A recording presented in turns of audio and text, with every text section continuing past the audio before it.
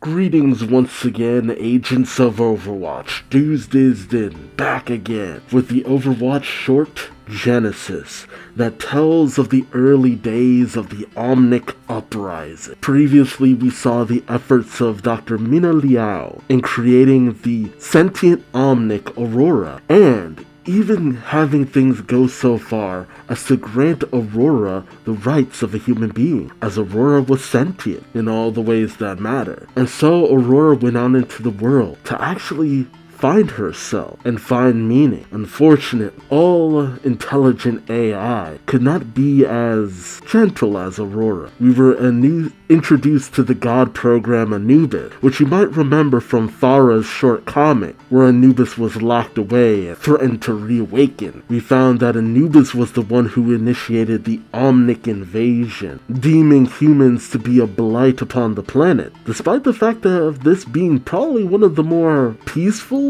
features we've seen in quite some time. But Anubis, like most AI, decided humanity, it's got to go, and unleashed a devastating invasion across the planet, with many Omnics being forced to fight whether they wanted to or not. And while many seemed overwhelmed, there were those who seemed to excel at dismantling and destroying these bots. These people would become known as the members of Overwatch, mighty heroes who seem to be above and beyond your average person, but with few of them and a legion of Omnics. The question now is, how was it that a handful of mighty heroes could do so much damage to endless waves and hordes of monsters? Join me as I find out, won't you? Yeah, created by the United Nations. Yeah, I couldn't imagine it was easy going. Yeah, rough time. Military blockade. Jeez. I feel sorry for the kids who were raised in this environment. Dang. But it's interesting to actually see a future where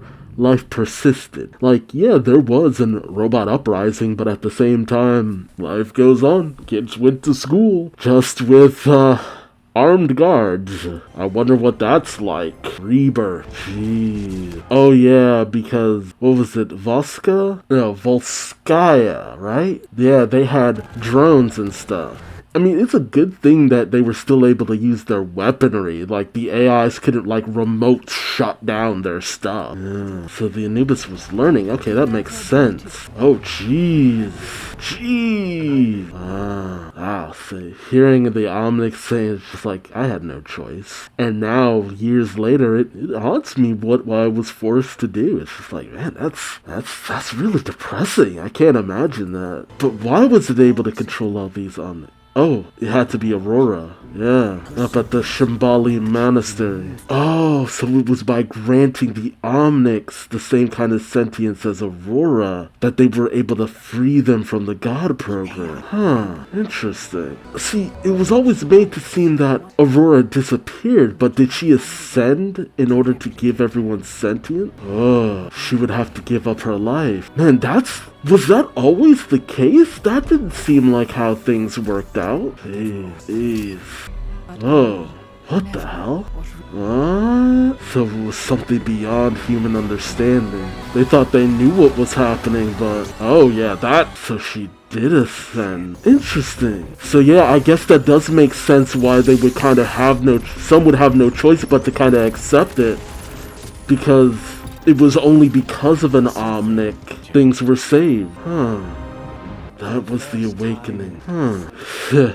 I love that. It's like, there was a choice. Some chose to, it's like, yeah, I don't want to fight. And some were like, I was still pretty on board with the whole kill the meatbags thing. It's just like, that's some damn sentience, alright. That is the most sentient thing. And Mina Liao, who was part of Overwatch, was essentially part of what helped save the world. It wasn't Overwatch itself, but it was Aurora. Oh, jeez. Nice. Yeah, you even have Omnics fighting on their side, too. That was to seal in the God program. It's interesting to actually see him now, because all things considered, you'd think this would be Jack Morrison in this kind of position, how things went down. The awakening. Yeah. This is what became the Shambhala Monastery. Oh, Aurora's voice. Huh. Shoot, I feel like you could have made a whole movie about this. Yeah. sharing this mindset with others. It's not all completely peaceful, but you have one life. Choose well. That is actually incredibly beautiful. Oh man, that was really beautiful. I don't know, it's just the idea of a being out there who probably wasn't even that old. Probably just a few years for however long she was out there. Ultimately, with everything she had learned in taking in the good and the bad of humanity, just think of what might have happened had humanity chosen not to see Aurora as a sentient being. I mean, nothing would have been saved in the end. It was humanity's choice to actually see Aurora as a person that saved the day. Because Aurora, time and time again, was met with the good of humanity. Mina Liao constantly being emotional about Aurora's existence and seeing it as a blessing, something to be thankful for.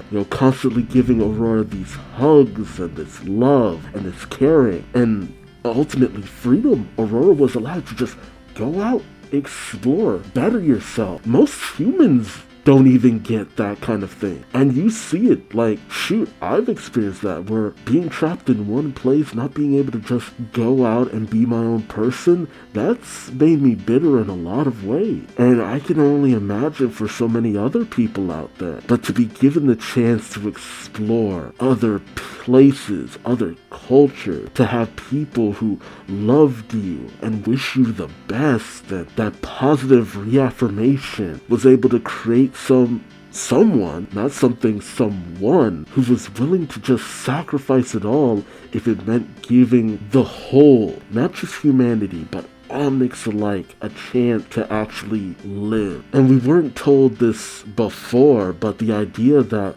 when an Omnic dies, that's it. And it makes sense now. It never quite dawned on me why no more Omnics could be born, but because no more Omnic could potentially receive the same kind of sentient. I guess the best would be Echo. And it's a shame that Echo never really got to know Aurora. And it's not like there aren't other artificial intelligences that seem sentient. Like, even when it comes to Orisa, there's a sense of sentience there. Bastion, there's a sense of sentience. Despite that sentience coming pretty much after the fact more. Makes me wonder if there's some part of Aurora that is still out there, or maybe it's just the development of technology. But the fact that, the Omnics have no choice but to value the lives of them and their brethren, because, that's it.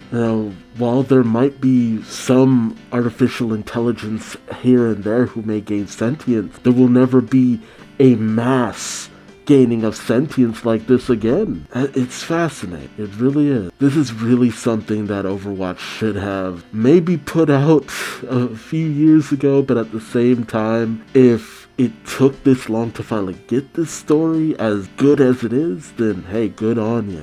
This was great. I'm just interested in more. I hope the team keeps having stuff like that, because their lore stuff is always the stuff that really makes me want to come back. The gameplay is fun and all, but it's the lore that always keeps me invested.